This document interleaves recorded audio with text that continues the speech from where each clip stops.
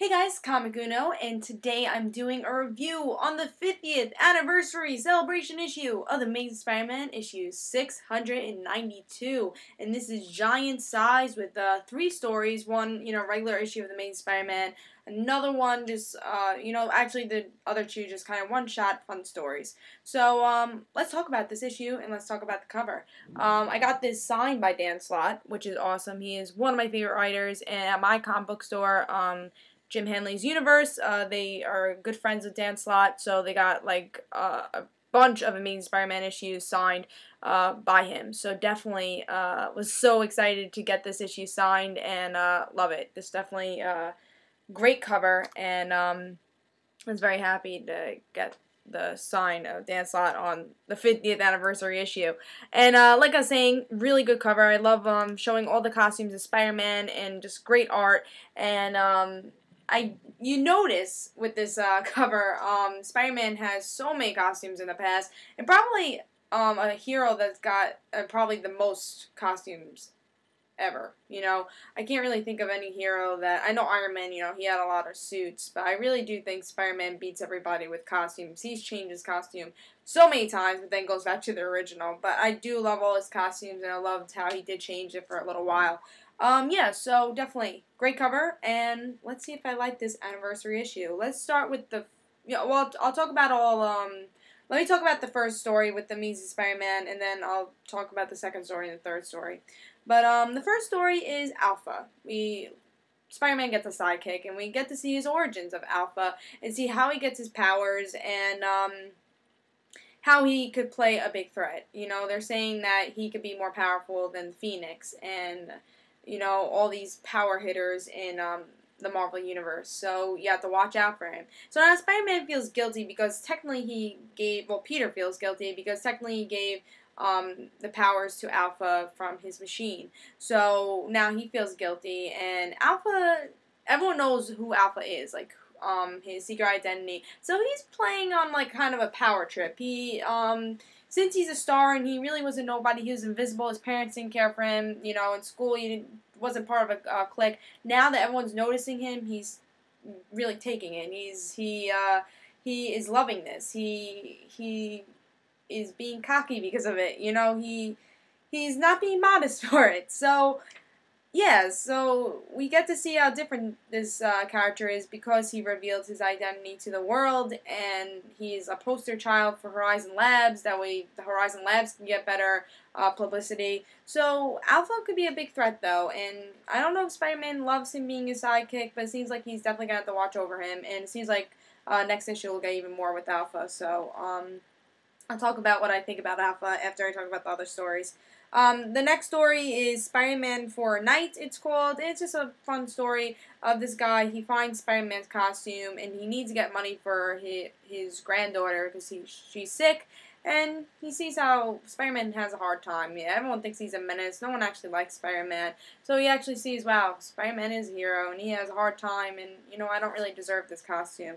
He actually says, it takes more to be a superhero than just dressing like one. Thank you, Spider-Man, for letting me understand that, and his granddaughter, who loves Spider-Man, understands that her grandfather is a hero more than even Spider-Man is. So after that, we have another story of just Spider-Man having a bad day, and it's actually a pretty funny story, and to see how. And then he finds a person, one of these kids who's getting picked on, who says, oh, I know Spider-Man. That way the bullies wouldn't pick on him anymore. He has a fun day with this kid and makes his day. And definitely it's a touching touching story and a funny story for the third story. But let's talk about Alpha. Let's talk about that first story. When I first heard about the sidekick, I was skeptical. I definitely was. And with this, I feel like I still am skeptical. I like his character just because he is going to play a big threat. Do I love his personality? Not really. I don't think I would definitely say Alpha's my favorite character of all time. No, I just think I don't feel like he's a likable character yet. Maybe in the future we will see him as a likable character, but right now we don't. It's only one issue that he's been introduced, so, he could be a likable character in the future. But, yeah, so I feel like I don't love Spider-Man having a sidekick because I do love Spider-Man being on his own. I hope they don't make him, part of this series, you know, becoming a supporting character all the time. I really think it would have been smart, introduce him in this, you know, give him a couple issues, but maybe give him his own series or put him in another series, because I just feel like Amazing Spider-Man is the only story we can really get with Spider-Man, a solo story. You know, we get Avenging Spider-Man, that's Teen Book. He's in Avengers, yes. He's in Fantastic Four, yes. But that's all with other people. We get to see who Spider-Man is with Amazing Spider-Man. I feel like with the sidekick, we won't be able to concentrate with Spider-Man. And again, I just don't feel like Spider-Man's sidekick type of person. But I think Alpha definitely has potential. And definitely I like to see that he is a threat. And that's why they have to look after him. I feel like that's a really cool idea. And I definitely will read more of him. I'm excited to read more of him, but I just hope that he's not part of every issue. You know, I just hope he's not like, you know, Batman and Robin, to tell you the truth. I love Batman and Robin, but I don't want Batman and Robin for Spider-Man.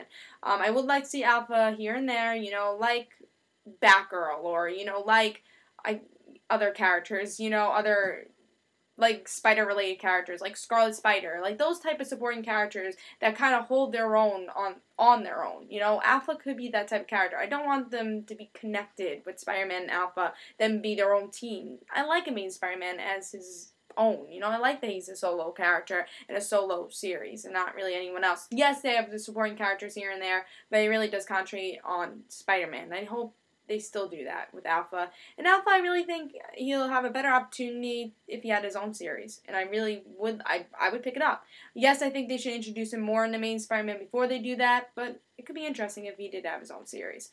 The one problem I have with this anniversary issue is that I feel like they announced Alpha, so there wasn't any surprises. I feel like if we read this without knowing Alpha existed or Sidekick was supposed to exist, I think this would have been more of a surprising issue and more of a fun issue, because you're like, you didn't really know about it. But since Alpha was announced like 2 months ago, we couldn't enjoy it as much because we knew that was going to happen. I think sometimes with stories you really want to be shocked, and that makes a story sometimes when you hear, oh, Spider-Man has a sidekick? What? You know, like those type of shocker moments that you could have waited to be shocked instead of hyping this sidekick. But we were going to pick this up anyways because it's the 50th anniversary issue. So I don't think they really had to spoil the Alpha story. I think if they didn't, this issue would have been a little bit better, because I feel like there wasn't anything amazing that happened that's going to change this Spider-Man series forever. I just don't, because I knew Alpha was going to happen already. You know, I wish there was a story where it's like,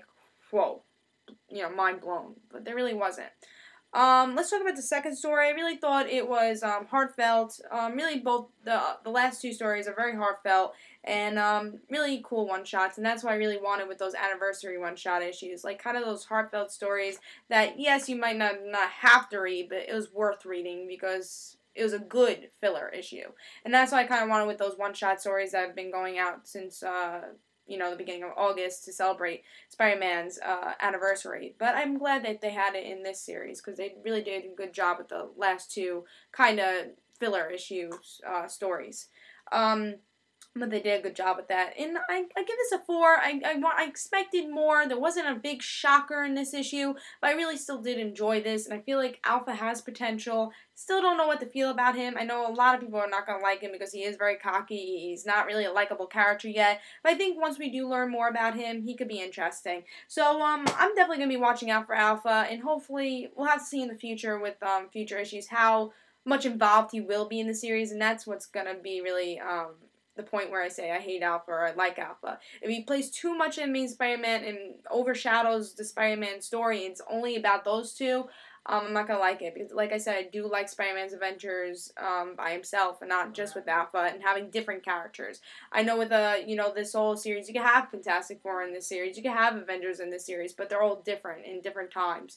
So I don't want to see Alpha in every issue, you know? So, but I thought it was a solid issue. I give it a 4. This issue doesn't blow your mind if you knew about the sidekick already. If you didn't, then it maybe will blow your mind a little bit. And I definitely think it was a good anniversary issue and definitely worth picking up. And this is actually my pick of the week. You have to pick this up. It's a really good issue. And yeah, definitely pick it up. This is Comic Uno. Hope you guys enjoyed. And guys, don't forget to follow me on Twitter for Comic Uno and the Random Situations. And you'll just have news about those videos. This is Comic Uno. Bye, guys. And I say pick it up. This is my pick of the week. And I give it 4 stars.